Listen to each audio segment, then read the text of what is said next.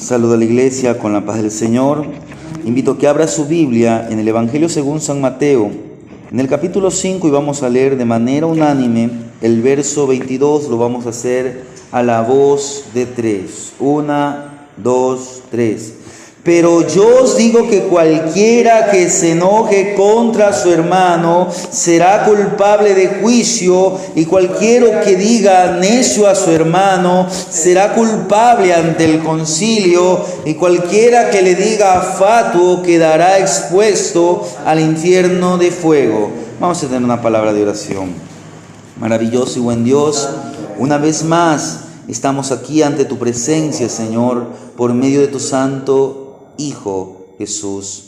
Gracias te damos por este tiempo en que hemos podido alabar, glorificar tu santo nombre, nuestro Dios Todopoderoso. Y ahora queremos entrar a la exposición, al mensaje de tu palabra, Señor. Te pido que hables a mi vida y que hables a la vida de los hermanos que están aquí presentes y a todos aquellos que oigan este mensaje, Señor. Que este mensaje sea de edificación, de enseñanza, de instrucción, de corrección, que redarguya, que confronte nuestros corazones a fin de que nosotros caminemos y andemos por tu palabra. En el nombre de Jesús. Amén. Estamos estudiando este capítulo 5, luego seguiremos con el capítulo 6 y el capítulo 7 de Mateo. En estos tres capítulos encontramos lo que se conoce como el Sermón del Monte. Previamente habíamos hablado de Jesús, la ley y la verdadera justicia. Porque recuérdese, y hoy vamos a hacer nuevamente ahínco a lo que hablábamos 2 semanas atrás.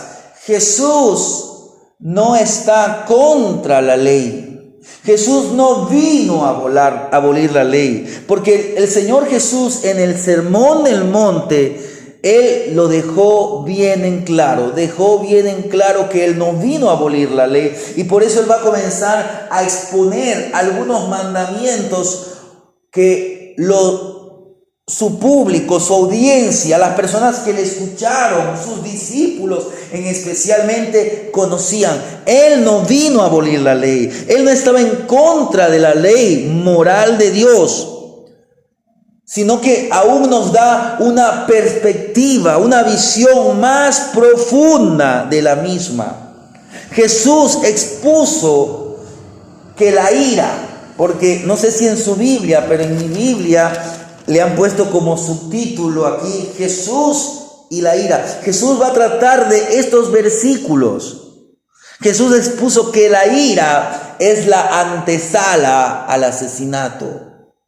Y cuán importante es que usted, que yo, nos reconciliemos con nuestro prójimo.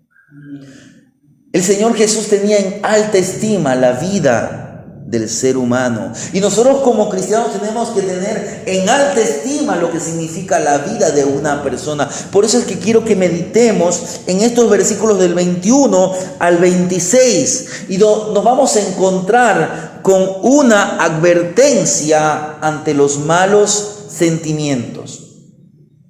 Primeramente voy a presentar un término que tal vez usted no lo haya escuchado. Este término es antinomista. ¿Qué es antinomista? Primeramente quiero que sepa que el Evangelio no es antinomista, o nosotros no somos antinomianos. Esta palabra, que como les digo es nueva para nosotros o es extraña, es una falsa doctrina, una herejía que se ha presentado dentro de la iglesia alrededor de los tiempos. Pero ¿qué significa? ¿Qué es el antinomianismo? Primeramente, la palabra antinomianismo o antinominista proviene de una expresión que es antinomos, una palabra griega. La palabra anti significa contra y la palabra nomos significa ley, es decir, contra la ley. Recuérdese que Cristo no vino a abolir la ley.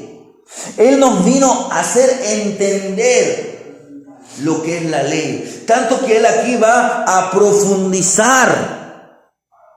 Mire, los defensores de esta falsa doctrina, ¿qué han dicho?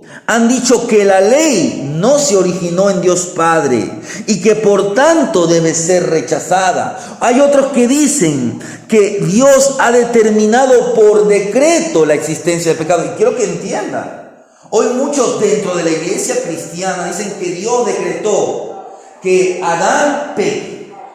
No, Dios le dio al hombre libre albedrío.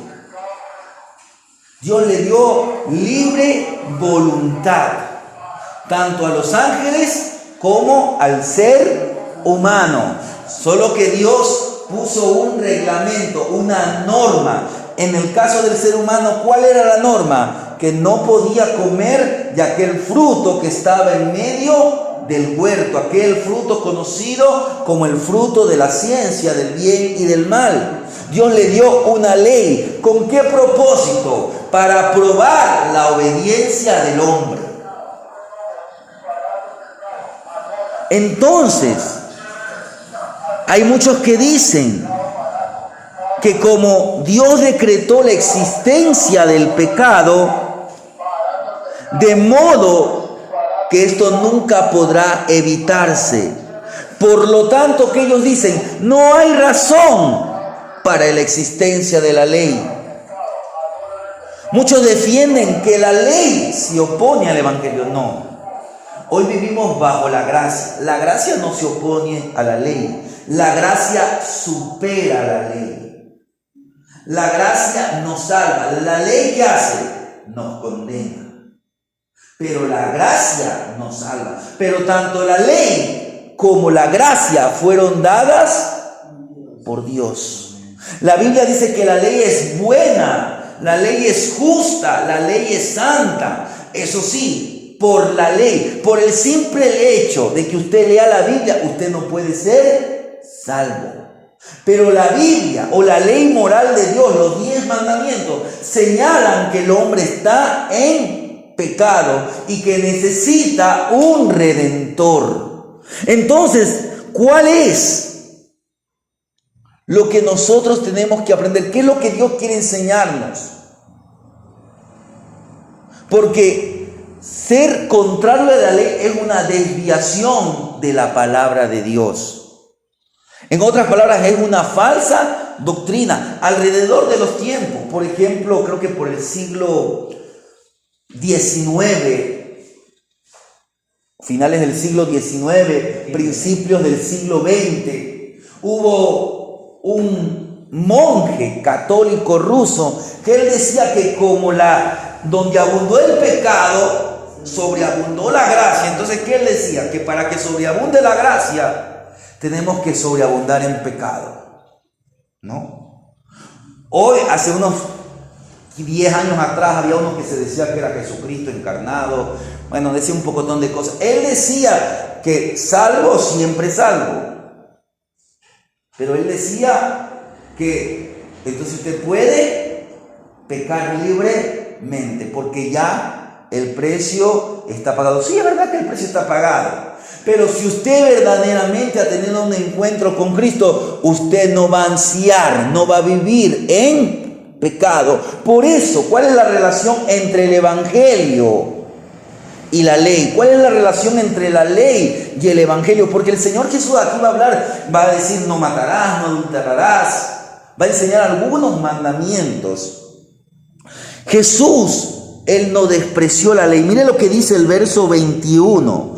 Oíste que fue dicho a los antiguos. Oíste que esto fue dicho a los antepasados. Y Él dice, no matarás. Y cualquiera que matare, mire, por eso es que la ley lo confronta con el pecado y lo condena. Y cualquiera que matare será culpable de juicio.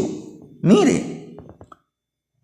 El Señor está apuntando al pasado, a la ley de Moisés. Mientras que hacían los escribas, los fariseos. Los fariseos, ellos aumentaban a la ley moral. Aumentaban un pocotón de cuestiones. A tal punto que se desviaban de su principio. ¿Qué hace el Señor? Mire, Él llama a que usted y yo le prestemos atención, porque él dice oístes. Es algo que el judío ya lo sabía. Ayer hablábamos por la noche de alcanzar la madurez. El escritor de Hebreos le dice a los hermanos o a sus lectores, él les dice, tanto tiempo ustedes ya deberían ser maestros, pero no les puedo dar alimento sólido, sino que es necesario darles leche, porque no habéis alcanzado la madurez espiritual. Entonces hablábamos de cómo alcanzar la madurez. Veíamos que el creyente tiene que hacer como base 4 cosas: orar, buscar a Dios en oración, mantenerse. Eso habla de intimidad con Dios, pero además tiene que buscar el conocimiento de Dios a través de las Escrituras. Qué bueno que un creyente se congregue porque se estudia, se medita en la palabra de Dios, y sobre todo veíamos que es importante que perseveremos en el amor fraternal. Entonces eso, y orar, vigilar, ayunar, tantas disciplinas espirituales que tenemos a nuestro alcance, eso va a permitir que el creyente no se salga, no se desvíe, porque por ahí va a salir alguien que va a decir, usted tiene que guardar el sábado. Es que si usted no guarda el sábado, usted se va a perder.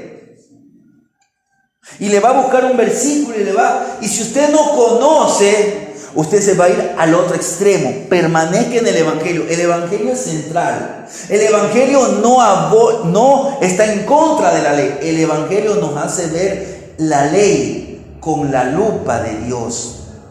Porque el día de descanso, ¿para quién fue hecho? Fue hecho para que el hombre descanse. El hombre no fue hecho para el sábado. No, el hombre no fue hecho para que viva una vida de descanso. Es decir, todo el tiempo descansando, domingo, lunes, martes, miércoles, jueves. No, es bueno que el hombre trabaje, pero el hombre, cuando tiene un tiempo de descanso, prioritariamente, ¿qué es lo que tiene que hacer? Buscar el reino de Dios y su justicia. El judío tenía un día especial. Hoy nosotros podemos escoger. Si usted trabaja, voy a poner un ejemplo, hay personas que tienen como día de descanso el lunes, el martes. A veces trabajan toda la semana a excepción de 1 o 2 días. Esos días los voy a priorizar para tener mayor encuentro con Dios. Pero si en el día a veces una persona trabaja 8 horas, él ya no tiene 8 horas, tiene 24 horas. Entonces yo voy a pedir al Señor que me dé sabiduría. ¿Para qué? Para organizar mi día y para separar un tiempo para tener mi encuentro con Dios. Si ese día yo puedo asistir al templo, qué bueno. Pero recuérdese que la ley no está en contra del Evangelio. Por eso tenemos que hacer una separación entre el legalismo y el antinomianismo o el liberalismo. No, es que no estamos bajo la ley, sino estamos bajo la gracia. Entonces podemos matar, podemos adulterar, podemos hacer esto y aquello, podemos beber. Usted sabe, yo ya lo he dicho acerca del licor, porque esta es una de las cosas que siempre se dice. ¿Y Jesús tomó? ¿No tomó? Sí, si usted va al contexto histórico del tiempo del Señor Jesús, lo más probable es que el Señor Jesús haya tomado vino. Pero ¿por qué se tomaba vino en aquellos días? Porque la cultura era así. Porque vaya hasta beber agua de un pozo en aquellos días. En el mejor de los casos le salía turbia. No es como hoy que tenemos agua potable, tenemos tantas bebidas como gaseosas. Y usted sabe que aún uno tiene que cuidarse de las gaseosas. Yo no sé cuántos vasos de cerveza a un conductor le permitirá la ley de tránsito. Pero usted sabe que hay un límite. Si la ley del hombre limita que 1, 2, ¿cuánto más la ley de Dios? La ley de Dios es pura, santa. Entonces, como veíamos ayer, todo me es lícito, pero no todo conviene. Entonces el creyente, no por un legalismo, no por decir, es que si yo hago esto, pierdo la salvación, no. Sino que esto no le agrada a Dios porque yo hoy soy templo del Espíritu Santo. Usted ve que hoy se está haciendo moda en los cristianos marcarse, hacerse tatuajes. Hoy se está haciendo moda. Y no es que quiero referirme al versículo que tenemos en Deuteronomio, pero ahí nos da un principio, que estas eran prácticas paganas. Eran prácticas paganas. Y hoy, esas siguen siendo prácticas paganas, solo que hoy las queremos introducir dentro de la iglesia. Ahora sí. Viene una persona de afuera y ella vino con una vida destruida y se marcó. No le voy a decir ahora tiene que sacarse sus tatuajes, pero sí le puedo enseñar que no es bueno que ella lo muestre, porque eso es la vida pasada. Eso, en vez de darnos, sentirnos honrados, debería ser motivo de vergüenza. Porque eso fue en la vida pasada. No significa que lo vamos a ocultar. Podría una persona decir en un testimonio, mire, yo en mi vida pasada hice esto, aquello. Pero eso es la vida pasada. Pero como les digo, tenemos que ni irnos ni a un extremo. Hay el legalismo. Es que tienes que hacer esto y aquello y aquello. No, hermano, usted es salvo por gracia. El legalismo es una actitud que se centra en la estricta observancia, en prácticas como elemento determinante para que una comunidad alcance el favor de Dios. Nadie puede alcanzar el favor de Dios por cualquier cosa que haga. Para eso vino Cristo. Cristo es el que nos reconcilió con el Padre. Eso es la gracia, que nosotros no nos merecemos tener una relación con Dios. ¿Por qué? Porque nuestro corazón es un corazón perverso. Pero Cristo vino ¿para qué? Para transformar, para salvar, para redimir al hombre. Y cuando el hombre verdaderamente se entrega a Cristo como su Señor y Salvador, entonces ahí viene la regeneración. Por eso es que el apóstol dice, haced frutos dignos. ¿De qué? De arrepentimiento. Va a haber ¿qué? Un cambio. Ahora, el cambio no lo salva, pero el cambio es que el resultado de la salvación. Aquel que ha venido a Cristo es nueva criatura. Pero ¿qué pasa? Por otro lado, los antinomianistas, los liberalistas, como le podríamos decir hoy, ellos ¿qué dicen? Rechazan todo tipo de normas morales, dejando a la persona libre de pecar. Mire lo que nos dice Filipenses capítulo 3, versos 3 y 4. Filipenses capítulo 3, versos 3 y 4 dice así.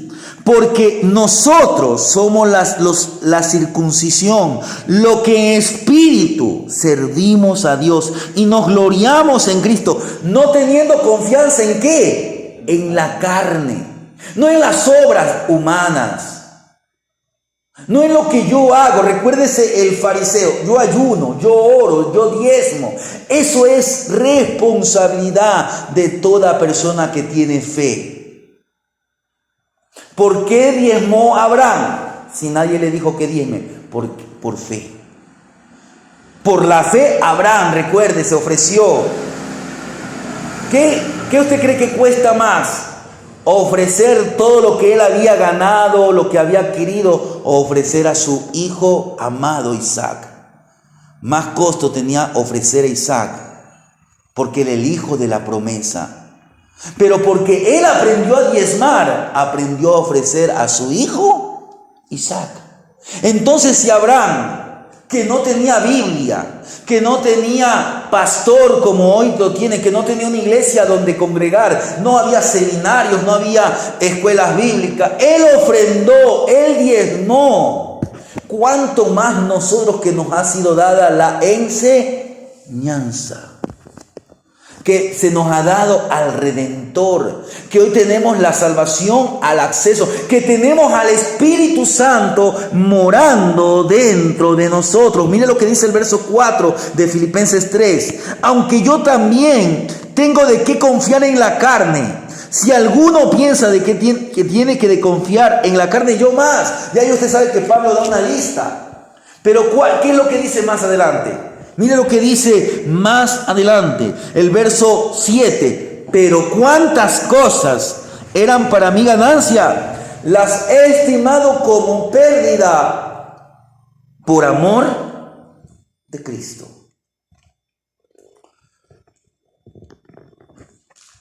A veces uno se llena de conocimiento, y recuérdese que el conocimiento es bueno, pero el conocimiento sin amor se hace vano. Porque la letra mata, mas el espíritu vivifica. Si usted se llena solamente de conocimiento, pero no prioriza amar a Dios como lo hizo Pablo, usted se puede llenar de orgullo. Y usted puede caer en uno de estos extremos, o legalista o antinomianista. No, es que yo hago esto y hago aquello. Qué bueno, para la gloria de Dios. Si un creyente quiere guardar el sábado, pero no como una práctica legal, no es que esto me salva, sino porque ese día lo puede hacer, gloria a Dios. Pero que lo haga para la gloria de Dios. Si no puede el sábado, puede el domingo. Usted sabe que el domingo lo conocemos como el día del Señor, porque entendemos por la palabra que un día como hoy, un día domingo, un primer día de la semana, el Señor Jesús resucitó. Pero si el creyente no puede, porque mismo no puede, no porque no quiere, porque mismo no puede congregar un domingo, no significa que ahora ya el creyente ya perdió la salvación, ya lo vamos a tener como un pecador. No. Otra cosa es que un creyente pudiendo no quiere, eso va a ser contrario a su vida espiritual. Porque Dios dice, busca primeramente el reino de Dios. Mire, cuando uno se va al extremo de ser liberal, esto mata la vocación de que un cristiano busque la santidad. Mire lo que nos dice Pablo a los hermanos de Roma, Romanos capítulo 1, el verso 7. Romanos 1:7, hay algunos versículos en Romanos que me gustaría meditar o leer, mejor dicho, por el tiempo. Dice así: a los que estáis en Roma, amados de Dios, llamados ¿a qué? A ser santos. Mire, llamados ¿a qué? A ser santos. ¿Qué es lo que necesita un llamado a ser santo? Gracia y paz a vosotros, de Dios nuestro Padre y del Señor Jesucristo. Mire lo que nos dice Romanos capítulo 6, versos 15 y 16. Romanos 6, versos 15 y 16. Versículos que usted conoce muy bien. ¿Qué pues? ¿Pecaremos porque no estamos bajo la ley, sino bajo la gracia? En ninguna manera, dice el apóstol Pablo. ¿No sabéis que si os sometéis a alguien como esclavos para obedecerle, sois esclavos de aquel a quien obedecéis, sea del pecado para muerte o sea de la obediencia para justicia? Nosotros nos sometemos a Dios por amor.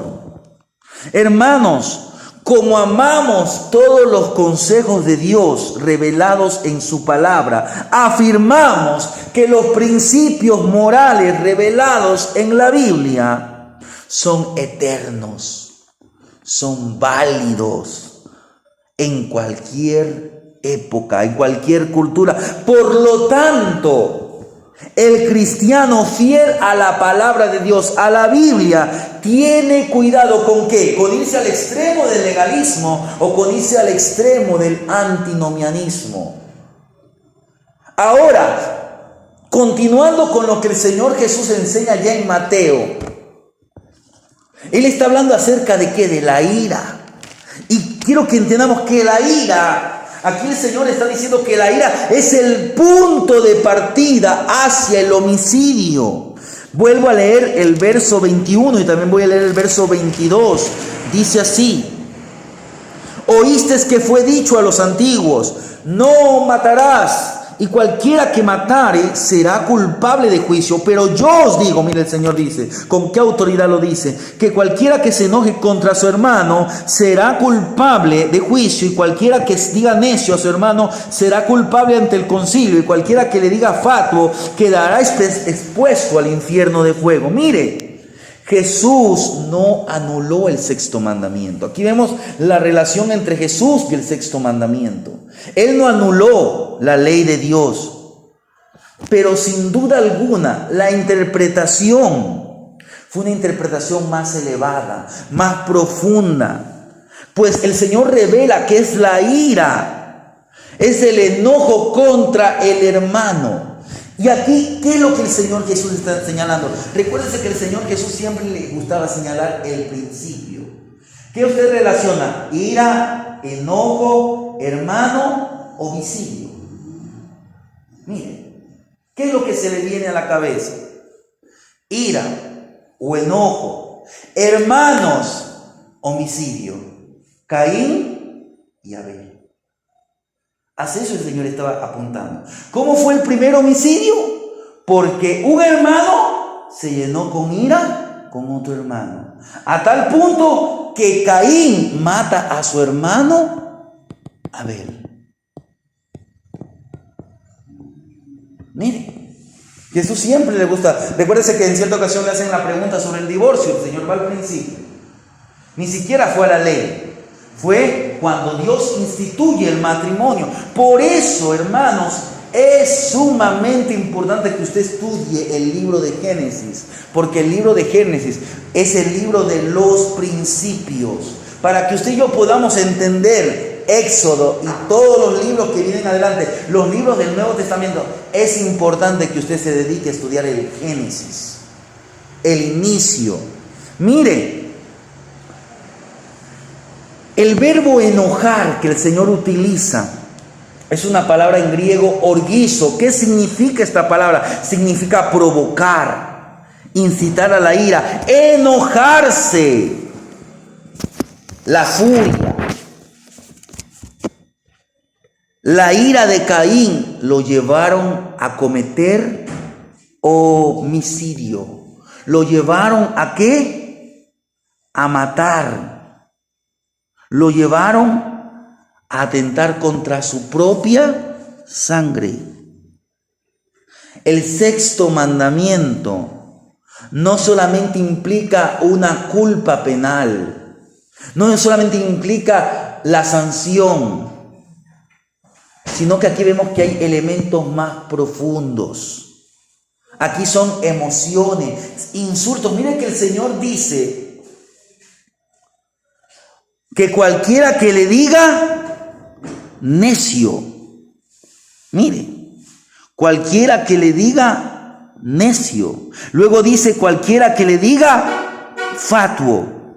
Pero antes de que nosotros veamos, quiero que veamos algunos versículos que nos hablan acerca de esto. Mire lo que dice el salmista en el capítulo 4, o Salmo número 4, mejor dicho, el verso 4. Salmo 4:4 dice así: temblad y no pequéis, meditad en vuestro corazón, estando en vuestra calma, y callad.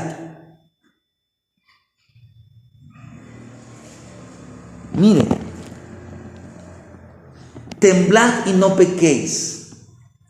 ¿Pero por qué dice esto? Mire lo que dice el siguiente versículo: ofreced sacrificio de justicia. Antes de que usted ofrezca un sacrificio, presente una ofrenda, haga un ayuno. Usted, antes de que vaya a tomar la Santa Cena, ¿qué el Señor nos está diciendo? Medita, reflexiona, ponte a cuentas. ¿Qué dice Efesios, capítulo 4, verso 26? Un versículo muy conocido por usted y por mí. 4:26 dice: airaos, pero no pequéis. Mire, recuerda, allá era temblad, Aquí, airaos, porque usted y yo podemos enojarnos. Es un sentimiento humano. Airaos, pero no pequéis, no se ponga el sol sobre vuestro enojo. Ahora, la ira tiene que ser encauzada. Recuérdense que el Señor Jesús se llenó de ira, se enojó cuando vio que el templo de Jerusalén lo habían convertido en un mercado. Ahora, mire cómo el Señor actúa. Dice que Él coge un látigo y Él arrió. Hasta podemos decir que hasta golpeó. ¿Pero a quién golpeó? ¿O a quién arrió? A las ovejas. No es que Él cogió y le dio duro a la gente. Dice que volcó la mesa de los cambistas. Y ahí el Señor dice: mi casa es casa de oración, pero vosotros la habéis convertido en cueva de ladrones. Mire, el Señor expresó su ira contra aquellos que hicieron del templo una cueva de ladrones. Sin embargo, la ira no puede ser controlada por nosotros. Mayormente la ira nos puede controlar. ¿Cómo usted puede controlar la ira? Cuando su vida es controlada por el Espíritu Santo. Por eso, se recuerda que años atrás estudiamos acerca de los temperamentos y veíamos que los temperamentos tienen que ser controlados por el Espíritu Santo, para que usted entonces pueda saber frenar su ira. Usted se puede enojar, pero la Biblia dice: airaos, pero no pequéis. No se ponga el sol sobre vuestro enojo, ni deis lugar al diablo. Mire, si usted y yo no controlamos, si no nos examinamos, si esto no proviene de un espíritu recto, de un corazón puro, esto va a ser una obra de la carne. Va a ser algo pecaminoso. Vamos a actuar con soberbia, vamos a actuar con odio, con venganza. Recuérdese lo que hablábamos días atrás. Nosotros como seres humanos no podemos controlar la venganza. Hay alguien que se venga de nosotros o se venga por nosotros. Y ese es el Señor. Ahora, Dios es un Dios vengativo. En un sentido sí, pero porque Él toma la venganza. Pero realmente no Él se está vengando. Lo que Él está haciendo es haciendo justicia. Cuando Dios actúa, cuando Dios se venga a favor de alguien, lo que Él está haciendo es actuando con justicia. Dios puede controlar el sentimiento o las acciones vengativas porque Él es justo, perfectamente justo. Pero usted y yo lo que tenemos que hacer es, como dice, decir: Señor ha dicho, mía es la venganza, yo daré el pago, yo daré la retribución, yo culparé al que es culpable. Y tenemos que tener en cuenta el valor de las personas. Mire, volviendo a Mateo 5, dice el verso 21 y 2. Oísteis que fue dicho a los antiguos: no matarás, y cualquiera que matare será culpable de juicio. Pero yo os digo que cualquiera que se enoje contra su hermano será culpable de juicio. Y aquí el Señor dice: y cualquiera que le diga necio, mire. Necio significa inútil, tonto, vacío. Y luego dice: cualquiera que le diga fatuo significa impío, incrédulo. Alguien que tiene una conducta moralmente despreciable. Yo te desprecio. A veces entre marido y mujer se dicen: hermanos, como hijos de Dios, tenemos que aprender a poner freno a nuestra lengua, porque después eso va a traer calamidad a los hogares. Va a traer calamidad a los hijos. ¿Qué va a pasar? Dice que cualquiera que diga esto será culpable ante el concilio. Y cualquiera que le diga fatuo quedará expuesto, mira, al mismo infierno. La palabra gehenna en griego. Mira, a tal punto, cuando usted llena su corazón de malos sentimientos, por más que usted diga que es un creyente, de nada. Eso de nada sirve. Y aquí quiero terminar porque dicen los versos, voy a leer desde el verso 23 al verso 26. Por tanto, mira, aquí habla el Señor nuevamente de la ofrenda. Recuérdese lo que veíamos en Salmo, el sacrificio. Por tanto, si traes tu ofrenda al altar y allí te acuerdas de que tu hermano tiene algo contra ti, deja allí tu ofrenda delante del altar y anda. Reconcíliate primero con tu hermano y entonces ven, presenta tu ofrenda. Ponte de acuerdo con tu adversario pronto, entre tanto que estás en el camino, o no sea que el adversario te entregue al juez y el juez al alguacil y seas echado en la cárcel. De cierto te digo que no saldrás de allí hasta que pagues el último cuadrante. Lamentablemente de este pasaje se ha malinterpretado, porque no sé si usted sabe que ese es uno de los pasajes que utilizan la Iglesia Católica para hablar acerca del purgatorio. Dice que esa cárcel es el purgatorio, hasta que el alguacil pague la última deuda. Y no, aquí lo que está hablando es de ponerse a cuentas, nada más. Tenemos que ser bien literales con el pasaje. El Señor está tratando el tema de la ira. Sí, es verdad que habló adelante, dice que quedaremos expuestos al infierno. ¿Pero por qué? Porque si estamos allá con ira, si usted muere con ira, por más que usted diga, si usted muere con resentimiento, si una persona dice que es creyente, pero muere con resentimiento, yo dudo que esa persona realmente fue salva. O en el camino rechazó la gracia. Porque ¿qué dijo Juan? ¿Qué dijo el apóstol Juan? Mire lo que nos dice en San Juan, en Primera de Juan.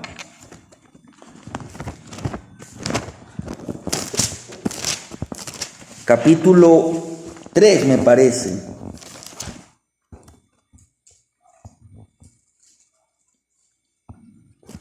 Sí, capítulo 3, verso 15. Mire lo que dice en Primera de Juan 3:15.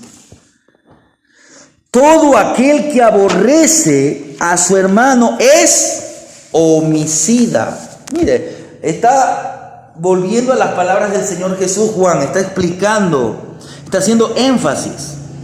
Y sabéis que ningún homicida tiene vida eterna. En otras palabras, si una persona dice que asiste a la iglesia evangélica, pero esa persona vive una vida en resentimiento con otra persona, realmente no es salvo. Puede ser un religioso, puede practicar muchos principios morales que están en la Biblia, pero realmente no es salvo. Porque una de las características del creyente es el amor. Por eso es la advertencia. Y aquí el Señor finaliza con estas dos cosas: la ofrenda en el altar y el desacuerdo. Mire, Él se dirige a sus discípulos, les enseña que cada uno se examine, porque un siervo no puede presentar su ofrenda al altar sin haber resolvido. Por eso es que siempre hacemos énfasis en una santa cena. Póngase de acuerdo. Usted hoy día vino al templo, venimos a adorar, venimos a presentar nuestra vida, pero Dios no va a recibir una falsa adoración si en su corazón albergamos ira, resentimiento, amargura. Tenemos que estar libres de todo eso. No es que Él me hizo esto y aquello. ¿Y acaso nosotros no fuimos autores? No fue por nuestra causa que el Señor dio su vida allá en la cruz. Fue por su pecado, por mi pecado. Pero el Señor dijo en la cruz: Padre, perdónales. Asimismo nosotros tenemos que aprender a perdonar, evitar desacuerdos. Nos dice que nos reconciliemos. Mire, estos versos 23 y 24 guardan cierta relación, pero nos enseñan dos cosas. Primeramente, lo que es presentar un sacrificio. Un sacrificio es algo que a Dios le agrada. Algo que a Dios le agrada. Una ofrenda, un sacrificio, es algo que es agradable a Dios. Y cuando está manchado por la ira descontrolada, cuando está manchado por el pecado, cualquier clase de pecado, y usted va a darse cuenta que más adelante el Señor va a hablar acerca de la inmoralidad sexual, cuando Él toca el tema del adulterio. Cuando estamos manchados con el pecado, nuestra ofrenda es despreciable ante los ojos de Dios. En otras palabras, Dios no recibe esa adoración. Dios está buscando verdaderos adoradores. Hombres y mujeres que presentan una ofrenda agradable al Señor. ¿Por qué Dios no apreció la ofrenda de Caín? Porque sus actos eran injustos, porque él quiso ofrendar de acuerdo a su manera de ser, cuando Dios había ya señalado cómo era el sacrificio. Tenían que traer un animal como un sacrificio, pero Caín quiso traer la ofrenda que él quiso. No, aquí no es de presentar lo que yo quiero, es lo que Dios se merece, lo que Él nos enseña. Entonces, hermano, evitemos cualquier desacuerdo. El Señor enfatiza que es necesario que usted y yo busquemos una solución al desacuerdo en tu hermano fuera de los tribunales. En aquellos días, cuando una persona era condenada, pagaba hasta el último cuadrante. ¿Qué es lo que está hablando aquí el Señor? Está hablando de restitución. De restitución, de restauración.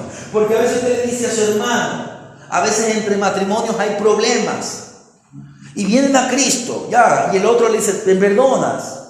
Y a la otra persona le puede decir sí, pero a veces no hay un verdadero perdón. ¿Pero por qué? Porque no ha habido restauración. Porque si hubo infidelidad, si hubo maltrato, uno tiene que aprender con la gracia de Dios, y a veces esto es un proceso de años, de restaurar a aquel que fue ofendido.